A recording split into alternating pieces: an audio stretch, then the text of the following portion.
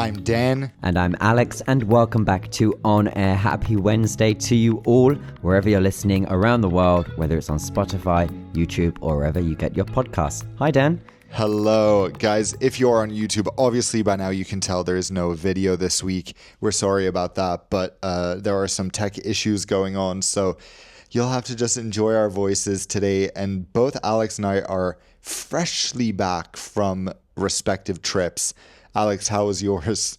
Mine was good, partly because I was absolutely alone in first class on the A380, which was a complete dream because, of course, flying first class on any A380 is a dream, but being alone in first on QR's 380 was exceptional, not least because of those small extras that you can't do had there been someone else in the cabin. So primarily me being able to tell them, okay, you can switch the lights off now. Okay, I think I have the mood lighting on 25%. Let's go for sunset meets purple shades of whatever. 50 shades of purple. Sunset meets Riyadh Air. You were like, can we turn this plane into Riyadh Air real quick?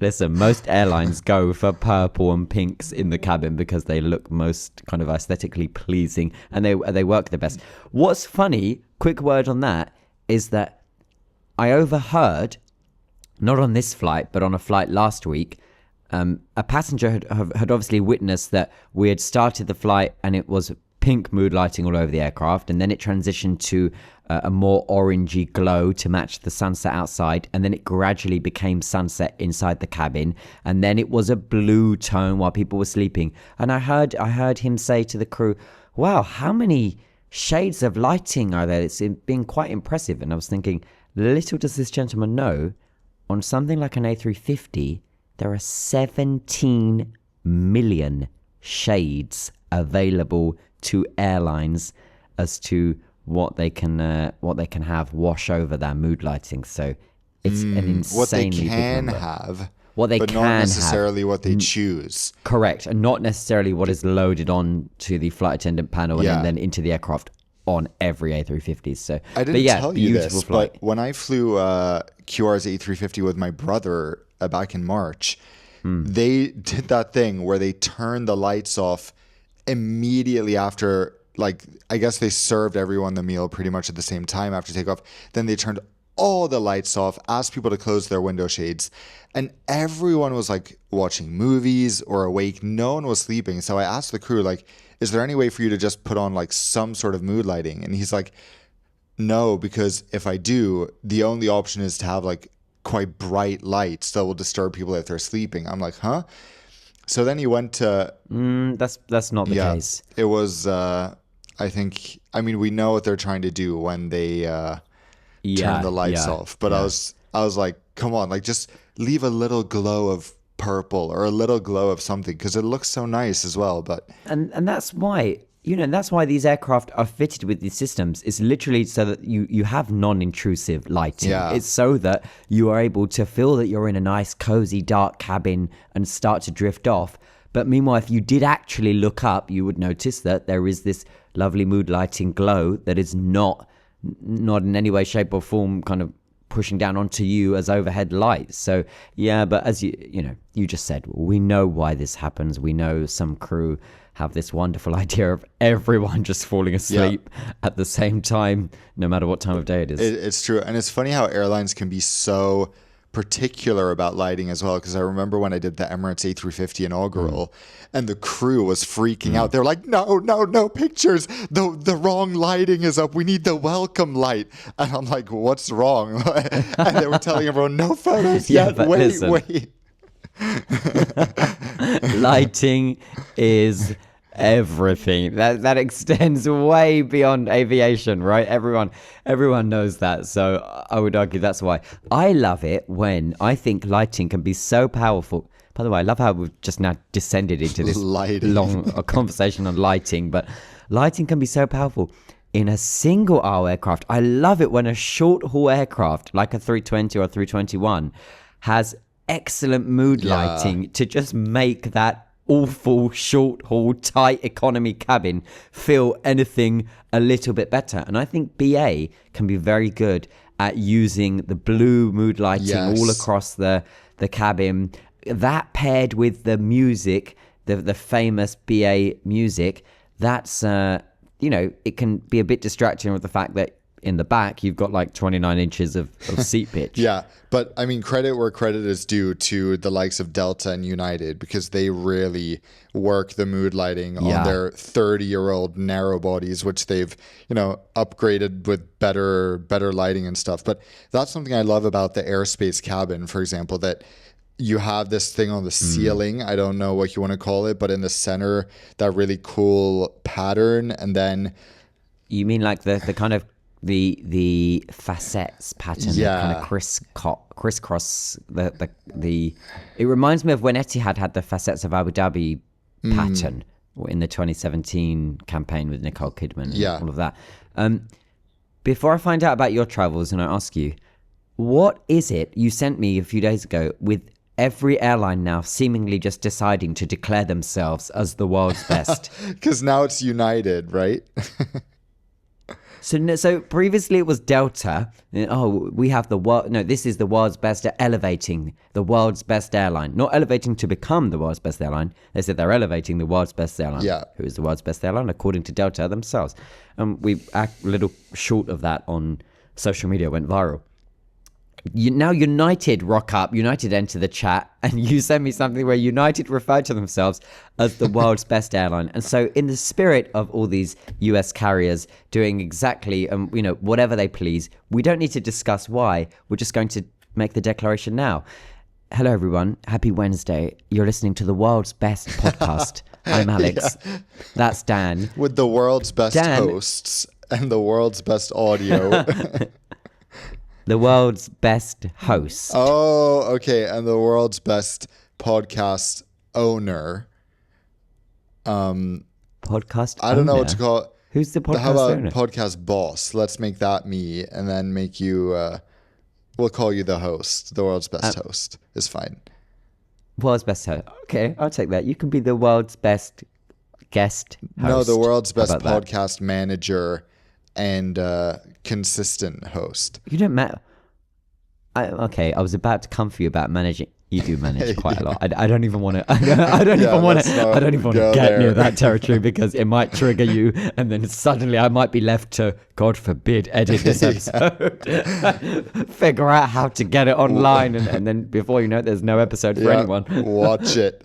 No, but I think the point is that I always believe in not using superlatives necessarily, there's no reason to just keep telling people whether you are the best or not. I mean, in the case of the US carriers, they definitely are not, but just do your thing and do it well and people will notice. And I think people really appreciate something that's underrated, something that's underappreciated, that they just think deserves more recognition. But if you're giving yourself that recognition, I don't think you're fooling anyone. You're making people view you through a more critical lens than you have to.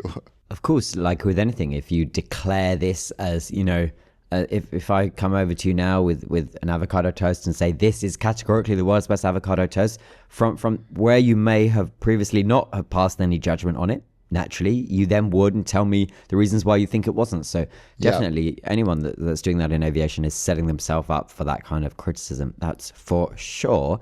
Let me segue directly into what a week you, Dan, have had.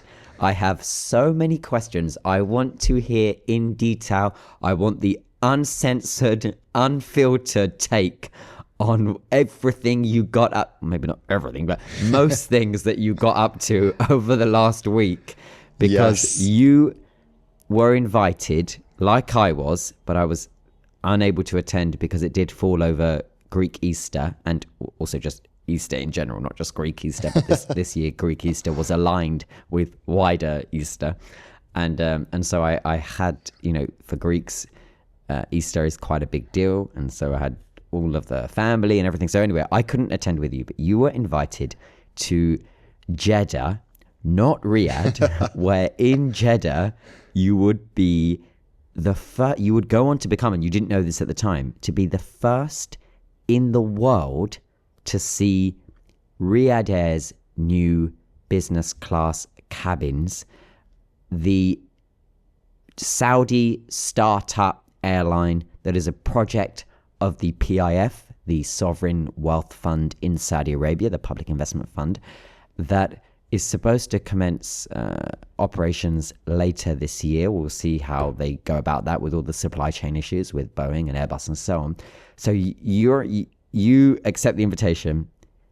We both know you're going to be, the first, and I want to hear every single detail. What were you thinking before? How did you get to Jeddah, not Riyadh? Why Jeddah, not Riyadh, and everything? Okay, we'll obviously do this as a bit of a conversation, but let me just intro by saying that it is funny that it was in Jeddah and not Riyadh. And I think what I could surmise from this weekend is that presumably there was someone at Riyadh Air who happens to be a massive F1 fan, someone pretty high up. And originally, from what everyone told me, the event was supposed to be in Riyadh because the brand is Riyadh, as we know. But I suspect this person was like, they saw the opportunity to get free tickets to the Grand Prix in Jeddah this weekend by moving the event to Jeddah. And as a consequence, everything ended up being moved at the last minute to accommodate this and sort of have a crossover opportunity. And the cool thing is that what they ended up doing, which I'll get to more in a second, but basically they occupied this huge sail-shaped building in the Jeddah Marina, which is right by the racetrack.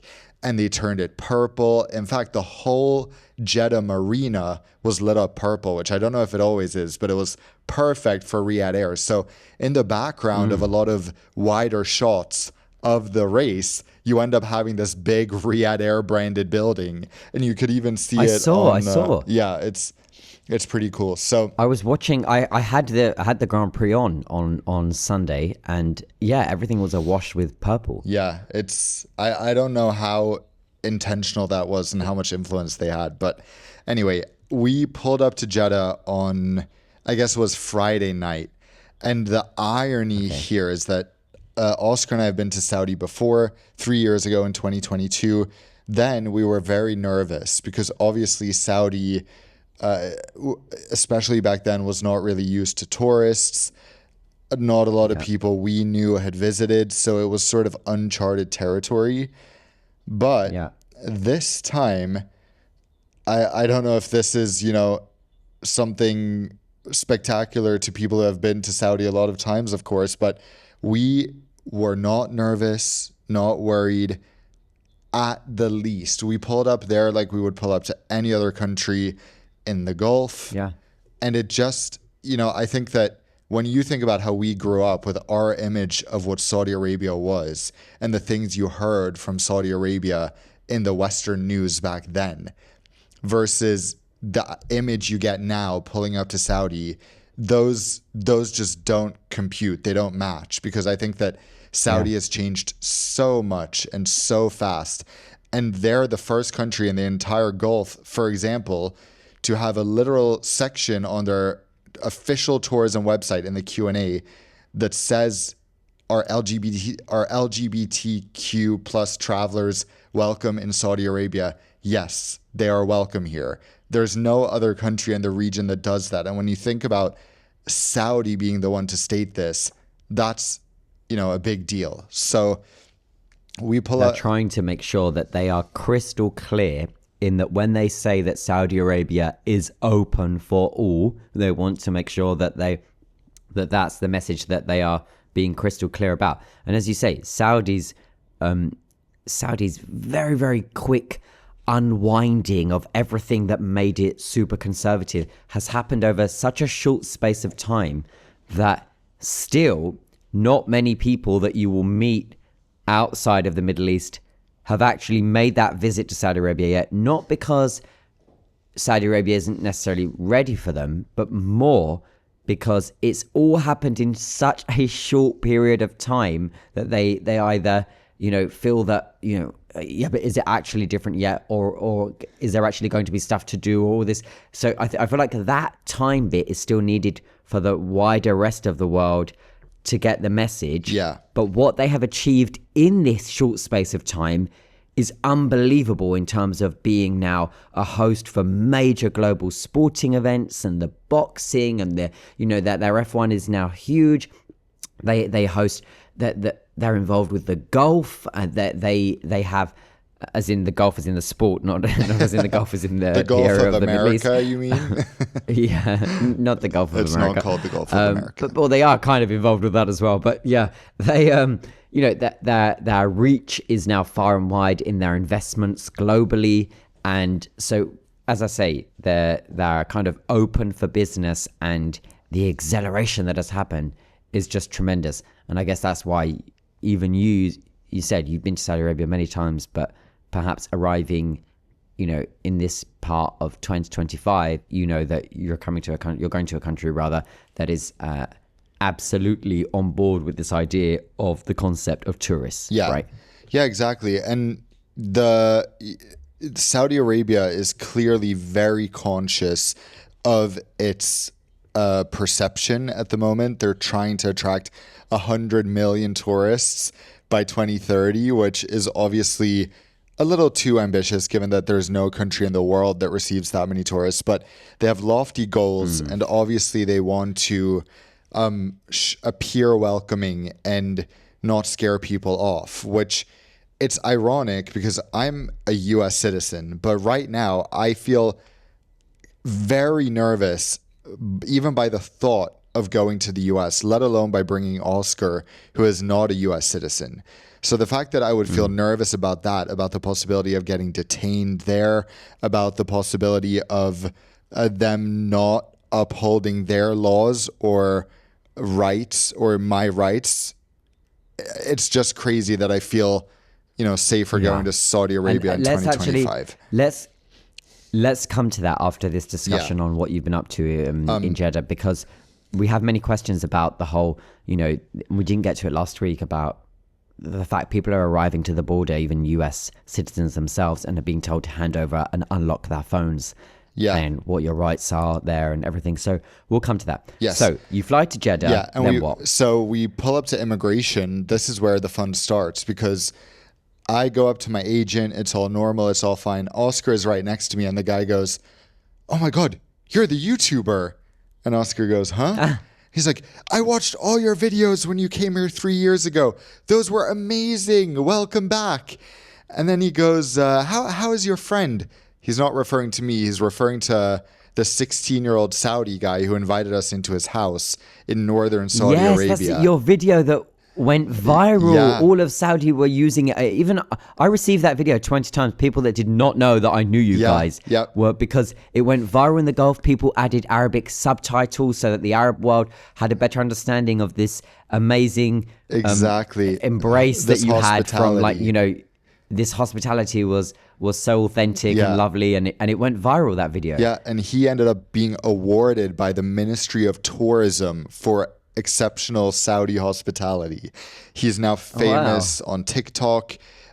So it was so funny that was our welcome. We get in our car, we head out on some of the most dangerous roads we have ever encountered in the world. The Saudis need maybe slightly stricter driving laws, but we made it to our hotel in one piece. Understatement. Yeah. And the next morning we were chilling before heading to the reveal of this seat. And they had already told me that I might be the first if I came a little bit earlier than everyone else to see the seat. So I pull up on one side of the Jeddah. At sunrise. No. This is at sunset. I pull up at one edge of the marina, and everything is crazy because this is literally right where the F1 is taking place. It's Saturday, so it's qualifying. So even getting in there is crazy complicated. And then our driver was limited in where he could drop us off. So he dropped us off at one place, and I was like, surely this is not it, because first of all, there was nothing Riyadh Air where he dropped us off. But then as I looked across the bay in the marina, I saw this massive Riyadh Air branded building, and I was like, I think that's it. So we walk in the 35-degree heat around the whole marina. We get there. We see some of the lovely people that you and I know. at Riyadh Air, and we're welcomed in. And it's pretty impressive because apparently they set everything up in, a matter of a day, if not less. And they had these huge displays with their different cabin crew uniforms and the whole history of Riyadh Air, which of course isn't too extensive yet, but it went a lot into detail about the history and the future. And then they had this really cool exhibition inside this beautiful building with basically sketches. I don't know if they were real or not because it was almost too cool to be real, but sketches of how they developed the seats. So basically different angles of the seat and then different comments like, can we add this here? Is it possible to put a lamp here? Is it possible to do this? And different notes they had as they were developing it, and different fabrics they were trying that we could feel, and all this stuff, which I think was such a cool way of presenting it before you get to go see the seat itself. So you get this context. And then we exit these big sliding doors. And at first I was so confused because I thought I was looking at a screen because it looked like something that was too perfect. But it was actually the sunset. The sun was just setting over the Red Sea outside. And it looked so unreal. The light was like a mix of orange and green somehow. And I literally didn't think I had actually walked outside until I heard that the ocean was splashing up toward this back set. And then they had this little dome, I would say a Riyadh Air branded dome that I enter, and there is the cabin. And it's literally only me with these 4 seats. So 2 are the business elite seats, which will basically, interestingly, be sold as a separate cabin. So unlike what other airlines are doing with their business plus, where you can pay extra to assign a certain seat, this will be a different level of business class where you'll get, they told me, different food, different bedding, different amenities. Everything will be upgraded. So in a sense, this is, I think it's interesting because it's kind of like saying this is our first class, but we won't charge first class prices for it. And just to have gone. I was just going to say that the seat itself is pretty much what you would expect from a first class seat on a 787, given that the 787 is a narrow plane, there's limited space. So it's kind of what you'd get on British Airways in first class, for example. But here, obviously, they're calling it business elite. You're talking about the business elite. The first row. So these are 4 seats. Yeah, the first row. So for the visuals, right, for everyone listening now, if you imagine the cabin. So on the 787-9, which is the aircraft that Riyadh Air is expecting to launch operations with, they're going to have a business class, a premium economy, and an economy. The business class will have the lie-flat beds in a 1-2-1 configuration. Premium economy will be 2-3-2. With a generous seat pitch of 38 inches. And then economy will have a 3-3-3 layout, standard for a 787, with a 31-inch pitch. Again, pretty standard. 17-inch of width, not so, that's quite tight, but again, classic for a 787 economy, really.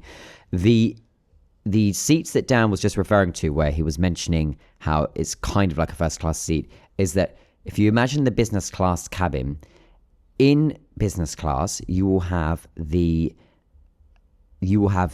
first row, which is business elite, and business elite is only 4 seats, and these are basically bigger version seats of the rest of the cabin. The rest of the cabin, which has 24 seats. These are the business class seats, also in a 1-2-1 configuration, adopting a way more kind of standard seat approach for business class. It's a seat in the market from Safran. It's known as the Unity seat. So Riyadh Air's business class seat is already in service at other airlines globally. Of course, airlines customize, they make bespoke adjustments and so on. But this is a catalog seat, and the Unity you'll find, for example, on Japan Airlines on the A350-1000. It's also the new seat that Qantas is going to take. It flies currently with Air India on the A350. Is it currently flying? I think that's the seat that Air India is planning to introduce on their own A350s. But right now they have the ex-Aeroflot seat, right? So I don't think the current A350s. I'm going to just double check that. Why, unless because I have seen... While Alex looks this up, I'll just explain that the front row seats, they may be based on the Safran Unity, but it is truly, saying that seat is different from the rest of the seats is an understatement, because you don't have any restriction by your legs. Your feet don't go into any sort of cubby. It just feels incredibly spacious, and you have the option if you're in the middle of having a double bed, which you will not have in the other rows, basically behind that.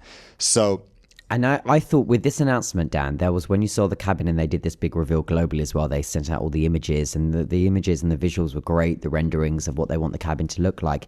There was so much attention. Almost all the footage and photos focused on these first four seats, the first row. So there's only 4 seats. The business elite seats took up most of the campaign. I was more interested, of course, in what the cabin was in that the majority of people, if you're flying in business, for example, on Riyadh Air, will be in the 24 business seats, which, as you say, very different experience. But you were there. You were there at the actual seat itself that has been customized for Riyadh Air. What was your take on, let's start, so we've heard about the elite seats, those 4. Mm-hmm. What was your take on the actual business class seat, the 24 seats that will make up the business cabin? Yeah, I think sometimes it's a little bit hard to tell when you're sitting in a mock-up like that what it will feel like on the plane, because when if you're outside of a plane and you have the option of sitting in any type of regular seat, I think by comparison an airplane seat might feel quite small, because ultimately I know that you, like me, you go to a factory tour, for example, at Airbus or Boeing, and you see an airplane fuselage and you go, no way they fit this many seats in this tiny space, right? Once they pull out the seats, it's shocking how small and narrow the cabins actually are, no? Yeah, we always look at, don't we, the cross-section of cabins, and we think, how do they fit these big suites and these big... I couldn't understand how Japan Airlines first class on the A350-1000 is a seat that fits into an A350 rather than, an A380, for example. Yeah, exactly. So I think what I mean to say by that is that a 787 especially is a narrow aircraft, and you can tell that these are not the most spacious seats. We've had people a lot of people on my social media comparing this to Q Suite and going, wow, it looks like a 2025 version of Q Suite, or it reminds me of Q Suite 2.0, that kind of thing. But remember that the Q Suite, especially Q Suite 2.0, is made for the 777X, which is 10 seats across. And I think, you could even cram in an 11 seats across if that's your thing as a low-cost airline.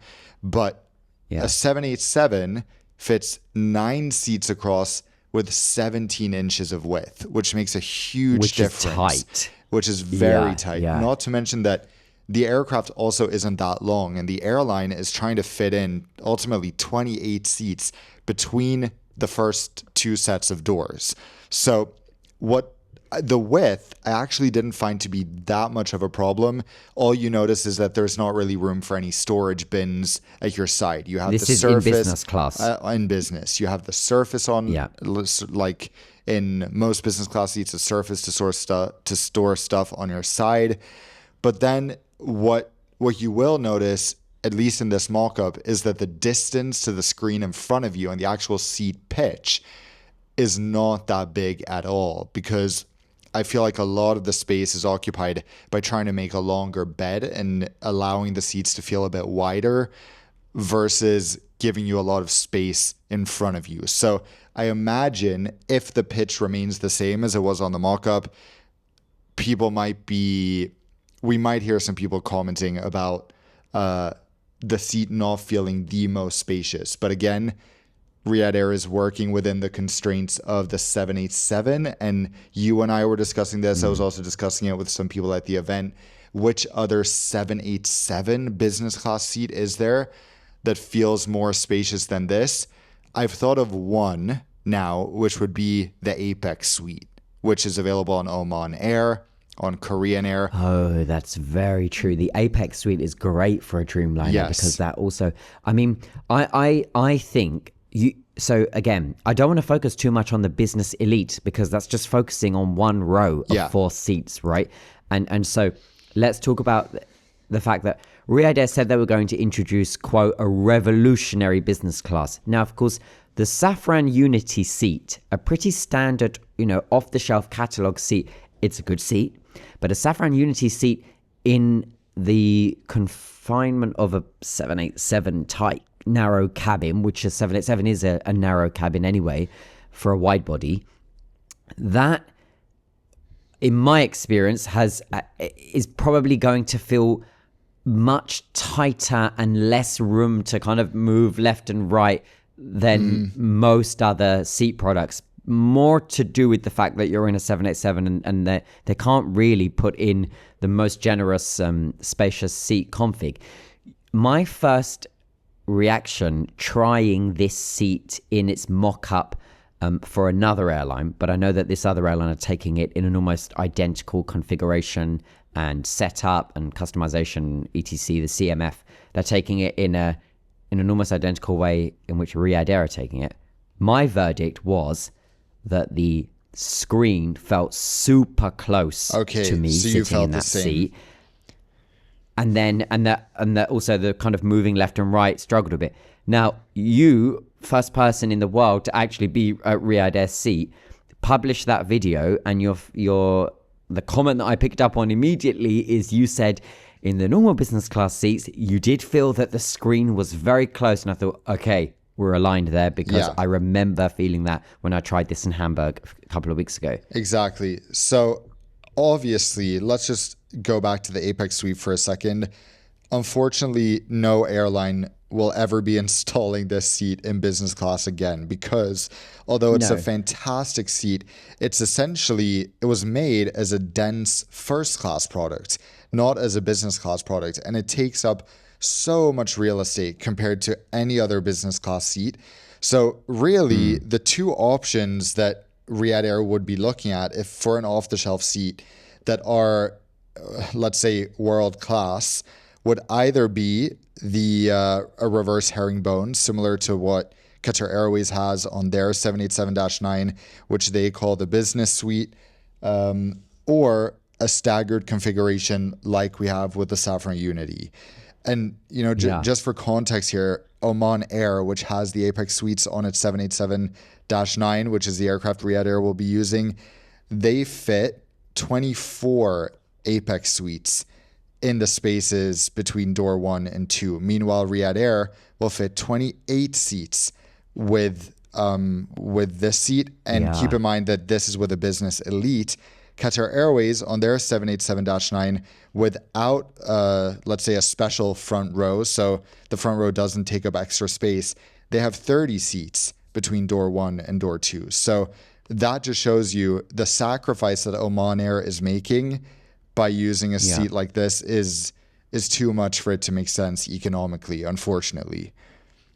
That's very true. And that's exactly the kind of conversation that happens at these airlines when they are deciding on their seats. It's not simply how they look or how comfortable they are, but does it make, financial sense in that when you take up this space, if there's no passenger in that space, you're not getting any earnings from that area whatsoever. Yeah. Overall, though, I will say that besides the seat structure itself, the seat finishes and the attention to detail, this is where you notice, similar to Qatar Airways, a true attention to detail where there's just these luxurious little touches like the door to the side panel where you'll find usually your headphones, a water bottle, that kind of thing. That has these little cutouts where there's just some fabric over it, creating this nice backlit lighting effect that sort of lights through that door. Or, of course, I think the thing most people notice is the swoopy white seat backs that resemble Arabian tents that you would have traditionally in the desert or in those types of places. So there are these very nice touches that I think elevate the seat a lot. There's mood lighting inside the seat, behind the seat itself, in the seat structure, that at the event was lit up purple, but I imagine they'll have different lighting settings there as well to give you even that type of feeling inside your seat is very special. And then they are promising a lot for the soft product. So this is something, you and I will be looking out for. I expect a lot, and I expect good things from the soft product. So that is the state of Riyadh Air right now. They're still hoping to launch flights this year. I think everything hinges on Boeing being able to get things together, and they're not in the best situation now with the tariffs, but Riyadh Air is definitely hoping to be able to launch this product as soon as possible, and hopefully, they said, at least install it on an aircraft, install the first aircraft fully outfitted with one of their cabins very soon. The premium economy and the economy seats were not there at the event on display. Because they wanted to draw all the attention to business. Although I will say, for anyone who's flown Emirates premium economy, Riyadh Air has chosen the exact same seat that Emirates uses, except they've also added these nice privacy shields along the side, which Emirates does not have. So it's basically the same seat bones, just the addition of that. And they also explained that, as you might have noticed, their seats are fabric, not leather.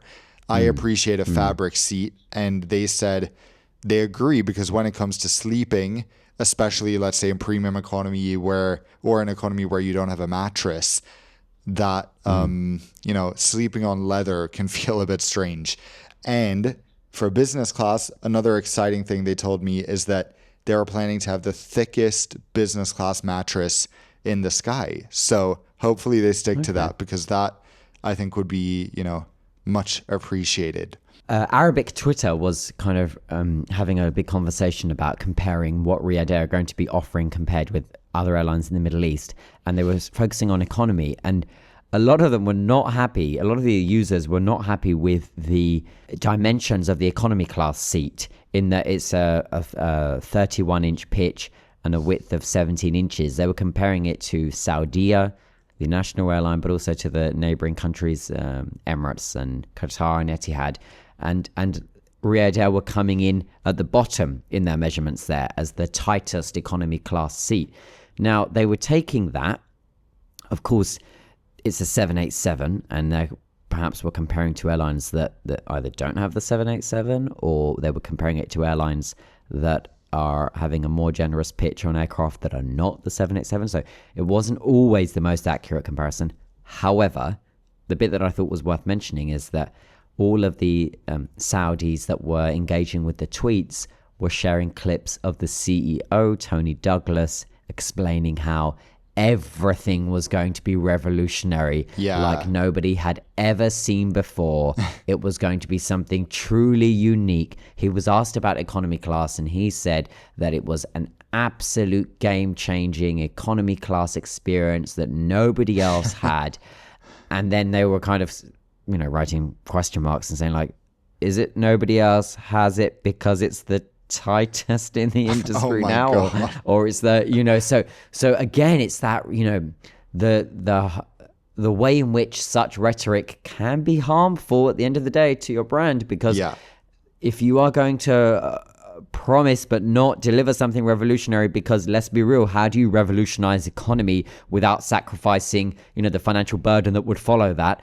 You have to be real in some sense, and economy can be made comfortable in many different ways. But if you are going to the market with a 31-inch seat pitch and a 17-inch seat width, of which, that is a tight seat by any metric, think about what people are going to think when they realize that's for an airline that said so, they were so-called revolutionary when it came to all cabin classes. So that's that. The other thing I heard is that, and don't get me wrong, this is a beautifully designed cabin in color palette, in material choices, and all of that.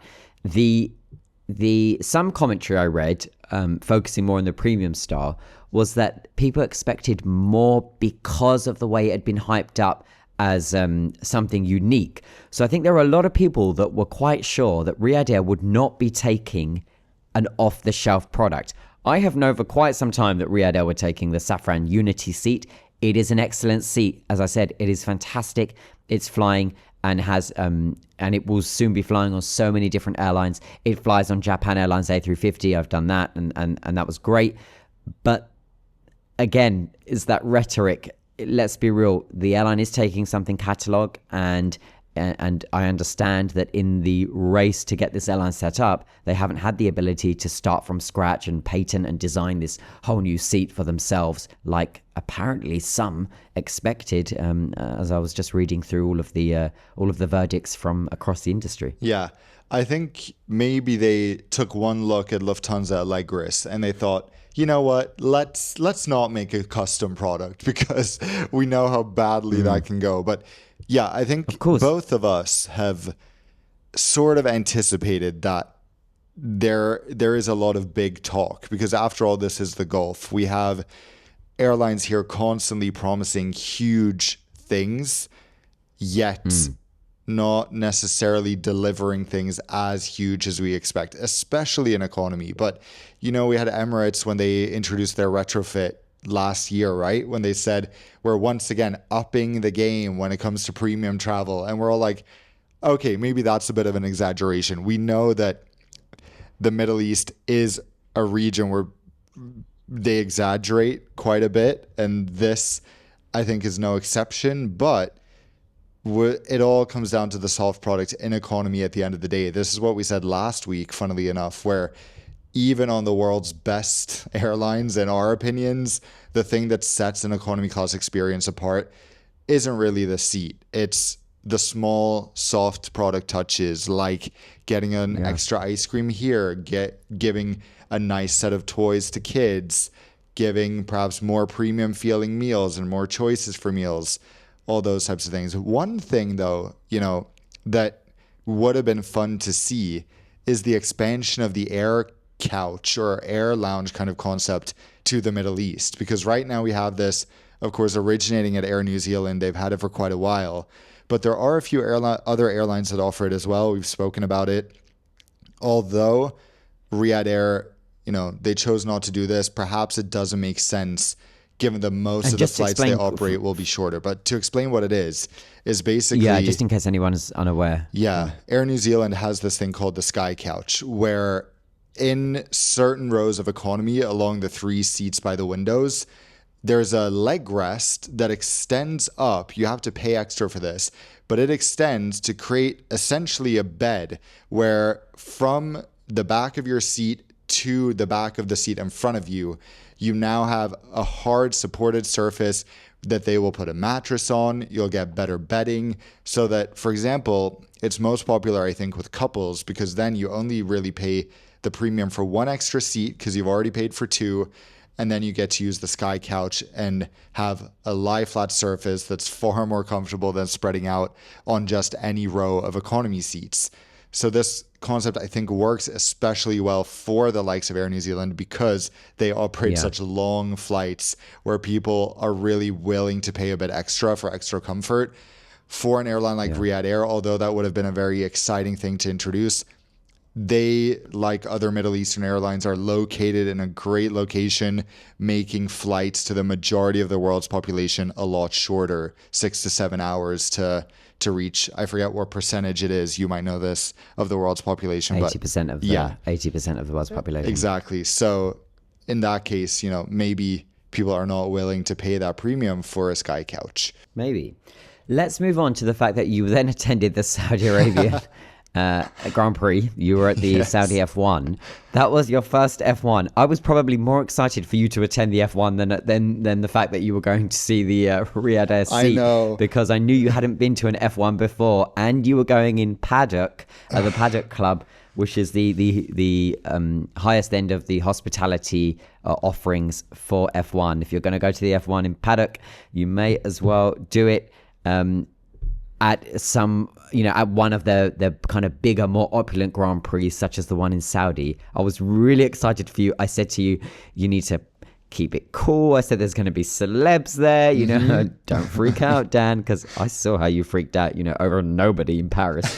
Oh my God. They were not nobody, okay? They were. And yeah, so how was that? How was your F1 experience, your first Formula One? Amazing. Honestly, I think that even if I was not an F1 fan whatsoever and I knew nothing about F1, I would have which you are not. Well, I do know. So I know a bit. I've watched several seasons of Drive to Survive. So I would say I'm like a light casual fan in the sense of I know the names of the drivers. I know the teams, but I don't really follow it. So going there, obviously we knew we were going, so we studied up a lot. We watched the whole latest season of Drive to Survive. We were reading all about this 2025 season and what's happened so far. So we were quite prepared going there, but nothing prepares you for how cool it actually is to be there. And of course, the highlight was getting to do a pit walk where you get to actually walk past the garages and see the cars up close, see everyone working on them, preparing for the race. That's my favorite part as well. That's really cool. It's just so cool. And the cherry on top was that a few Nonstop Dan viewers were working at Mercedes F1 team and invited us to go check out the car up close. It was just amazing. Unreal. So cool. And of course I knew you would love it. And you were super casual about it when we first both received the invitations, and I was like, Dan, it's 3 days at the F1. You were like, yeah, I'm just thinking about how I get to Jeddah and things like that. And I was like, Dan, it's 3 days at the F1. You're going. Yeah. And I'm so happy I ended up going because it was amazing. And of course, these guys I got to speak to at Mercedes, we had a lot of aviation chat because that's what you do. And this is a whole world I haven't really thought about before. I realized the drivers, the team leaders need to get to and from Jeddah, for example. But there are literally thousands of people working at each F1, from caterers, even, the section of the Paddock Club that we were in. There must have been hundreds of waiters and chefs and all sorts of things just in there. So to then think all of these people need their own hotel rooms. They need a seat on a plane to and from this city. No wonder it's impossible to find a hotel room. It's impossible to find flights on a weekend like this. And even so, these guys are... That's without factoring in all of the spectators. Exactly. So these guys at Mercedes, for example, they're based in London. But British Airways, of course, is sold out because the highest priority, I guess, people will take the direct flight. But there's only so many business class seats on that plane. Then all the rest, because there's hundreds of people, need to somehow get back to London on another airline. So Mercedes apparently usually books British Airways. So what these guys were doing, poor things, was taking the 3 a.m. flight the night after the race when they had been working the whole day out in the almost 40-degree heat. 3 a.m. flight to Doha on Qatar, nice for them, to then have to connect to British Airways from Doha to London. So wow, it's a beast. Moving around F1 weekend to weekend is a beast. And you just commented on getting, moving around the people and everyone of each team, and then the people that work for F1 itself, and then the engineers and the ground staff, if you like, and those that literally make F1 happen. They all go from F1 to F1 as it moves around the world. Plus all of the equipment, of the cargo that is necessary for F1. It is astronomical. It is a massive aviation movement almost weekly throughout the year. It is such a mammoth task. Fun fact, the Qatar Grand Prix, the Qatar F1, happened a week after the F1 in Vegas. And the night that the race finished in Vegas, a British Airways A350, 2 of them operated as F1 charters non-stop from Las Vegas to Doha to bring the F1 from Vegas to Doha for the following weekend. And so they position on the same night, carrying all the equipment and many of the top team. Yeah. And I don't mean the race teams, but rather the F1 staff, top tier, to Doha. And then the teams have their different ways of positioning in and positioning back, and they've got contracts with different airlines and so on. So yeah, it's a mammoth task. Yeah.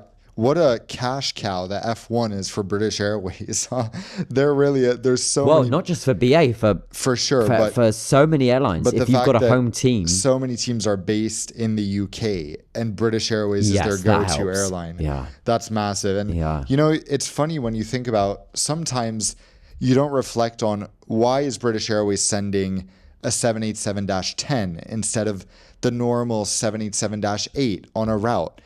This happens all the time, especially with BA having the ability to switch, the capacity between their 3 different types of 787s. But in this case, for example, we saw them upgauge to a 787-10 to offer a few more seats, a bit more capacity to all the people that would be flying back to the UK. So it's not only the F1, of course, it's all types of different events going on all over the world all the time. A lot of people I met at Riyadh Air are going to the Arabian travel market in Dubai, for example, which is next week. So that's another time when airlines will see quite an influx in demand from people traveling from all over the world to attend a conference. Hotels will be more expensive. And, sometimes when you're traveling, you're on the other end of that where you have no idea what's going on. But all you know is that the hotels on the dates you happen to be somewhere are really freaking expensive, and you don't know why, but you realize there must be something going on because things are crazy. Something's up. Exactly. Yeah. So that's true. Overall, good. You're an F1 fan now. I am. And I have to root for Mercedes because Mercedes roots for Nonstop Dan. So there you go. That's how it works, is it? Is that? Yeah, that's how it works. We, of course, have a lot of Q&A, but there's one thing we have to discuss because we've been, putting this off several episodes in a row, which is travel to the US is getting increasingly concerning. We are getting more and more stories of people having their phones searched, confiscated on arrival.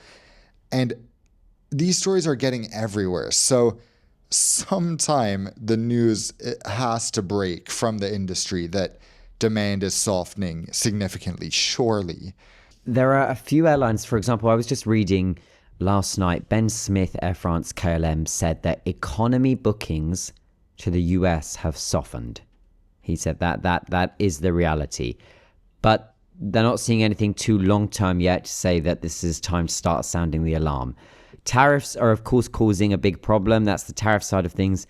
But also, as you say, all these anecdotes of people arriving to the border. So basically, people, including American citizens, can arrive to the CBP agents at the port of entry, whether it's an airport, but in this scenario we'll discuss airports, of course, keeping with air travel, and they can be asked at random, "Ma'am, we need to see your phone," right? Yeah. They can not only ask to see it, but they can plug it into a computer and take all the information that you have off the phone, all the photos, all the notes, all the texts, all the emails, everything. And they're completely in their right to do that. Now, isn't that utterly terrifying? Yeah. Not because of that, for the overwhelming majority of us, not everyone is going to have things on their phone that are of interest to the US state, right? But that's besides the point. The whole reason we don't live in a society where this exists is because there are certain freedoms that we should have as individuals everywhere globally, let alone in the so-called land of the free. Yeah. I mean, how does this... I keep seeing these anecdotes. I keep seeing these travel stories, and I think this is a nightmare. And now I actually know somebody, a lady called Mina, who is an American citizen, arrived to the border and they said, we need your phone. She was like, nope.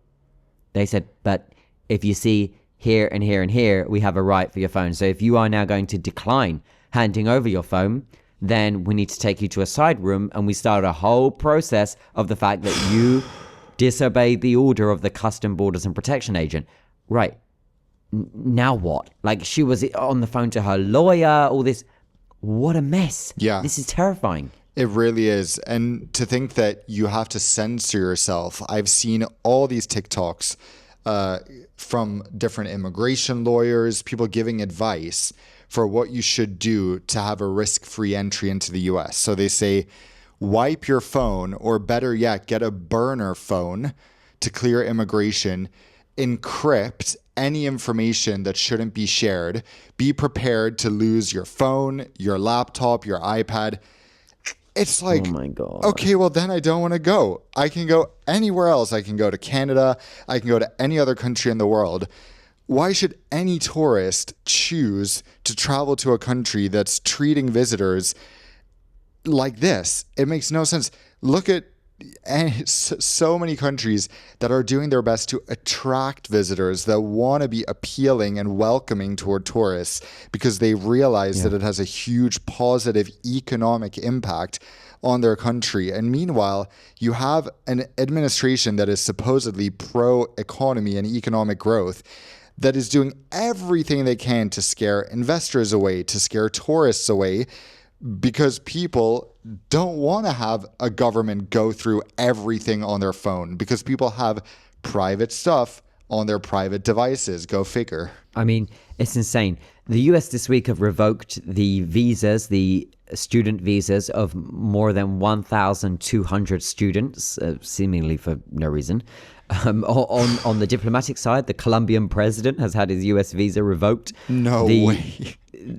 Yeah, I missed that. I mean, I feel this is just getting out of control. Not okay because of the Colombian president, but for me, I think it's just more how custom officers are now able to search your phone, as you said, your laptop, your iPad, and how you can protect yourself. I don't like the tips about how to protect yourself. I mean, the fact that the New York Times is running a piece, tips for travelers entering the US, turn off your phone and perhaps suggest that you don't have one on you, and all this.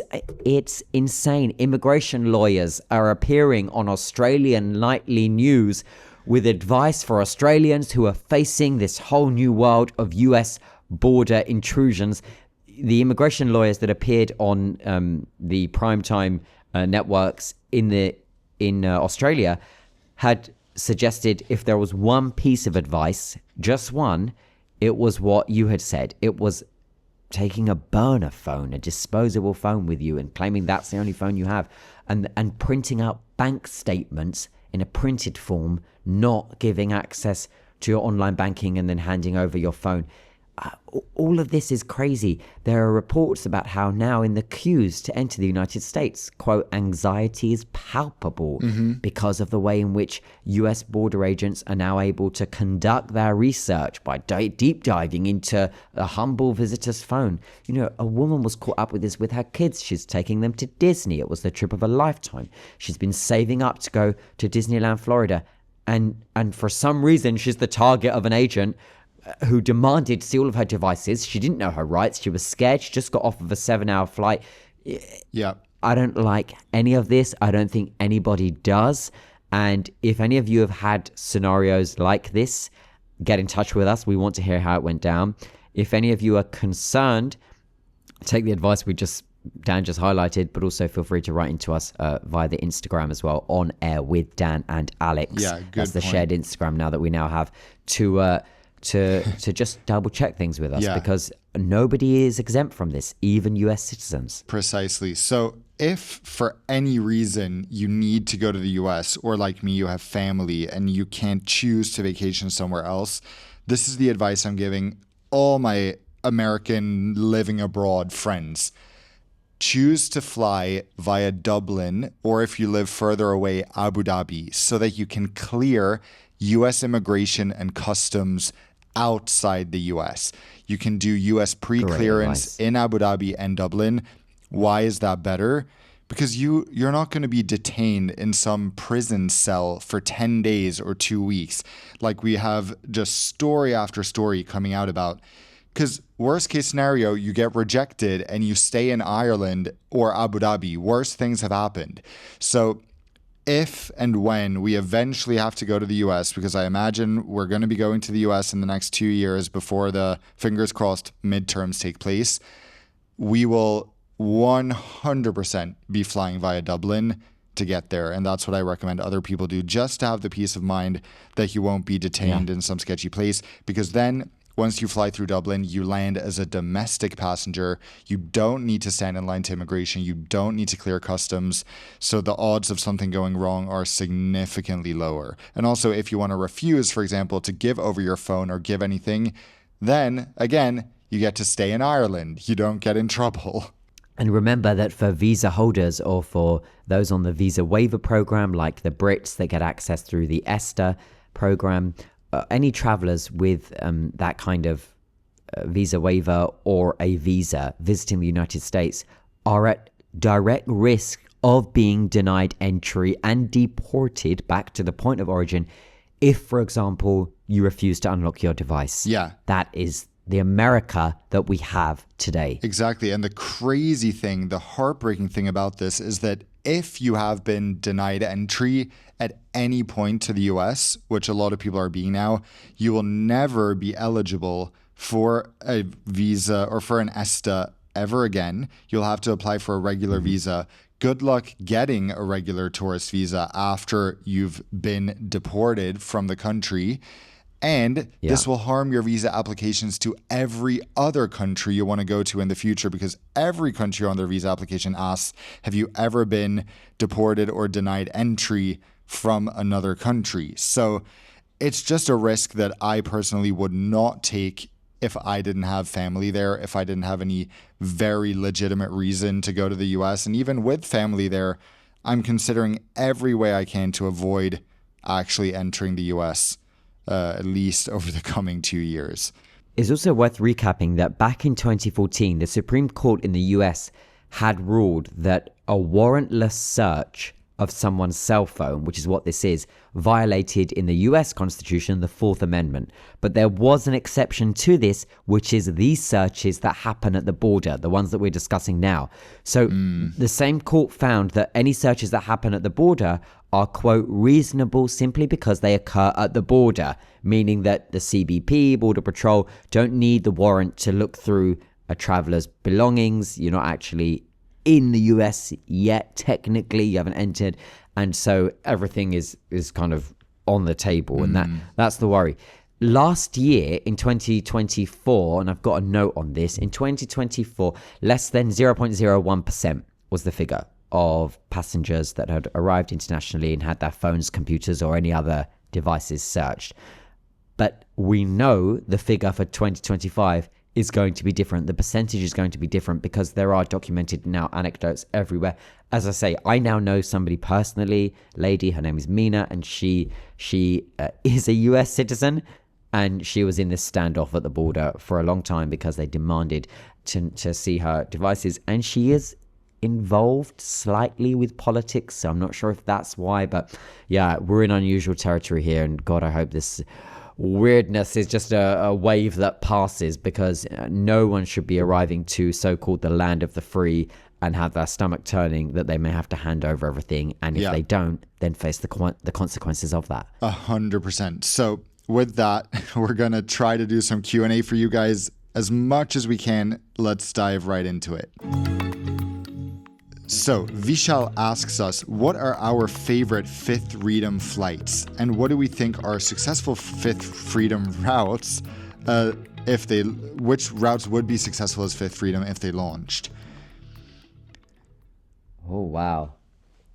Yeah, that's a good one. Well, I'm going to I'll answer the second one first. The ones that I think would work, literally, there's endless opportunity. I think of the African continent and I want them to liberalize. I want them to embrace Fifth Freedom.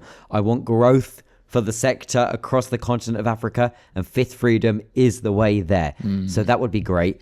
The ones that I would love, for example, Singapore Airlines and all of these wonderful airlines to just set up shop at Heathrow and say, we're going to now do fifth freedom to the US so that I don't have to fly a US carrier. I would love that. Yeah. I would love Singapore Airlines to say, hey, Malaga, you look super lucrative. Let's do a one-stop via Terminal 2 Heathrow.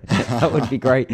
But I'm dreaming. So fifth freedom would be great. My favorite ones that exist, New York to Milan, New York to Athens. That's on Emirates. That's there are examples of pretty cool fifth freedoms. Exactly. Barcelona to Mexico City, another Emirates one. Barcelona, Mexico City, that's a good one. Oh JFK Frankfurt with Singapore Airlines. Yeah, that's another one. So the key is it needs to be a good airline. Otherwise, we don't need your fifth freedoms, guys. It has a little bit of KLM from Singapore to Bali doesn't excite anyone, besides the low prices.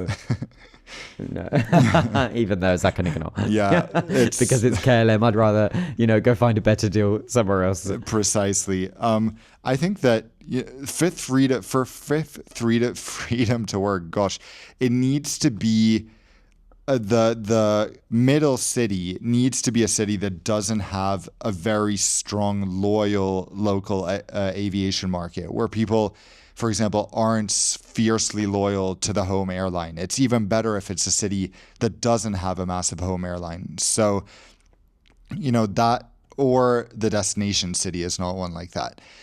That's why I think certain routes, like we have Dubai to London on Royal Brunei, which I think is fascinating and not a route I imagine is very competitive for Royal Brunei when you have airlines, British Airways on the British side and Emirates on the UAE side, that both have fiercely loyal customers. So who is flying Royal Brunei exclusively between London and Dubai?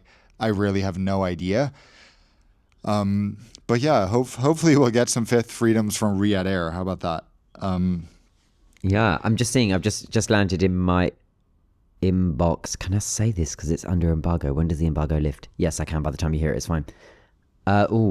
Actually, I'm not going to, just in case this episode goes out before the embargo. Okay. It's all right. It was just root news. That's fine. Go on. So continue. So Sartak, I'm sorry, I'm not sure how to pronounce this name, but he says, I was in the exit row on an Air France A350 from Toronto to Paris, and the seatbelt is a thick layer of rubber. I've never seen anything like this. What could it have been? I think the explanation is the seat has a built-in airbag in those cases when the seatbelt is very thick, right? Yes, that's correct. That's probably what you had there. And typically, well, for example, it's more common in business class to get a seat with an airbag, and that's to protect you from the monuments of the seat that you are sitting within. Sometimes you get it in economy class as well, depending on where you're sitting. For example, if it's the window in an exit row, because you have the way that the door kind of comes out in front of you, is to protect you in that scenario. Yeah, that's probably what that was. Exactly. Here we have a question from Harry asking, should Qatar Airways acquire more single-aisle aircraft to serve less demand destinations like Belfast, Dalamam, Innsbruck, etc.? Well, that's the plan, isn't it, Alex? Yeah, so the A321 Neos are on their way beginning next year with a Q Suite class and an economy class. And I'm wondering if they've announced that or if I've just announced it for them. Yeah. but no. Everyone knows there is going to be a business class and everyone knows there's going to be an economy. And so that's what the airline will have.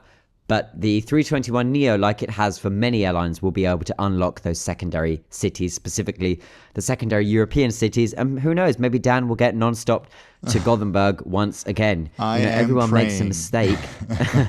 So he's hoping that it wasn't a mistake and that it was just the pandemic that ended it prematurely. And so let's see. Here we go. I'll commit here on the podcast, all right? Wow.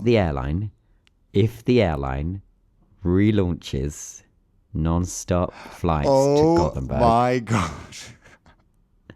Then I commit to coming to your humble hometown. Yes. Okay. I'm so excited. Now you have to, be my advocate and make it happen because we need it. I mean, look at what Etihad is doing. At first, it seemed like they would have such a cool development of their route map with the A321LR.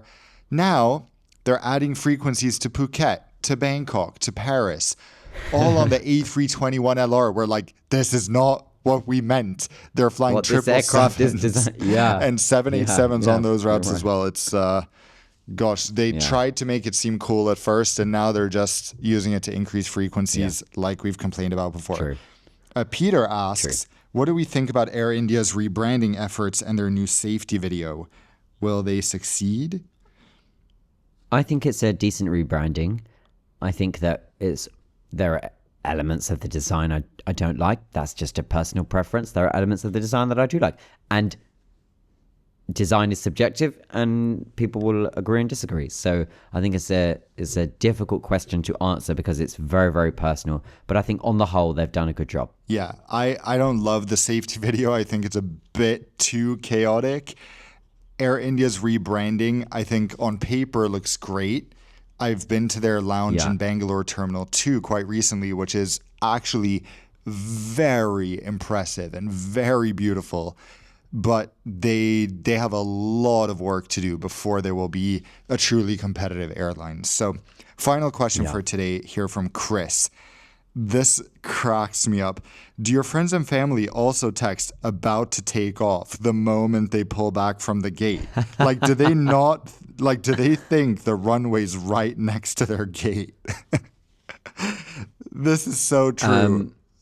Well, everyone does this. If I send the about to take off text message, we've just lined up on the runway. No, if you send about to take off, your wheels have already left the ground. Yeah, that's true. Sometimes I'm texting you and you know that I'm already airborne, and then it just, if there's no Wi-Fi, it just cuts out. Yeah, that's true. This cracks me up because obviously you and I are always tracking friends and loved ones' flights. If the flight has anything to do with us, or even if a loved one is flying at all, I'm tracking it. And then I see them text, okay, taking off, talk to you later. And I'm like, you literally just started pushing back. You won't be taking off for another 30 minutes, but okay. Typical. All right. That's a good one. That's it, guys. Cool. That's what we have time for today. So on that note, we will catch you all next week on air. Bye-bye. See you later.